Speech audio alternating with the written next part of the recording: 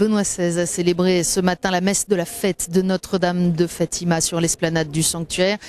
Près de 500 000 fidèles venus du Portugal et de toute l'Europe participaient à cette Eucharistie dans laquelle le pape a voulu souligner l'actualité du message de Fatima et inviter les fidèles à la confiance. Parmi les nombreux évêques présents également, un Français, Monseigneur Gérard Defoy, archevêque émérite de Lille et président de Justice et Paix Europe. Il revient pour nous sur l'actualité de ce message de Fatima. On l'écoute.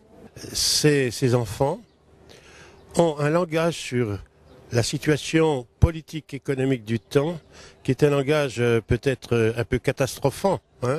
Et donc il y a un appel à la conversion et un appel à se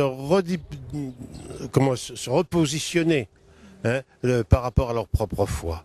Et donc je crois que ça a une valeur pour nous aujourd'hui, parce que tout ce qui est de l'ordre rappelé par elle, je pense pas spécialement évidemment à Jacinthe et à Lucie, rappelé par leur prière, c'est fondamentalement ce sens de l'ouverture de la vie à la présence de Dieu.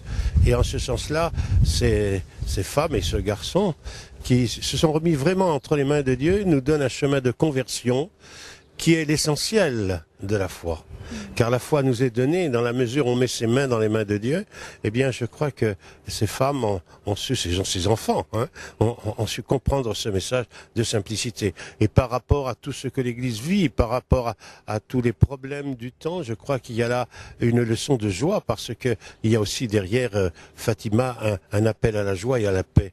Et pour le président de Justice et Paix pour l'Europe que je suis, on est tout à fait dans son élément, et je pense que la paix est justement ce cadeau de Dieu pour répondre à la conversion des hommes. Monseigneur Gérard Defoy, archevêque émérite de Lille. Le pape avait encore de grands rendez-vous cet après-midi sur son agenda. D'abord avec les acteurs de la pastorale sociale et puis avec l'épiscopat portugais. Il a encouragé les premiers à baser leur action sur la sagesse de l'Église, sur sa doctrine sociale, mais aussi à faire en sorte que les organisations catholiques aient une identité claire. Et il a invité à s'engager à la fois dans des programmes d'assistance, de charité, d'éducation, mais aussi de promotion de la vie humaine dans toutes ses dimensions. Il faut rappeler que ici au Portugal, on a légalisé récemment l'avortement et le divorce. On s'apprête à en faire autant vraisemblablement avec le mariage homosexuel dans les jours à venir. Et le pape a appelé à la défense de la vie dès sa conception et a rappelé que le mariage est l'union indissoluble d'un homme et d'une femme. Et puis avec les évêques cet après-midi, il a appelé à un nouveau dynamisme missionnaire des chrétiens. Il nous faut d'authentiques témoins, spécialement dans les milieux dans lesquels le silence de la foi est le plus grand, a expliqué Benoît XVI, qui a cité la politique, les milieux intellectuels ou encore ceux de la communication.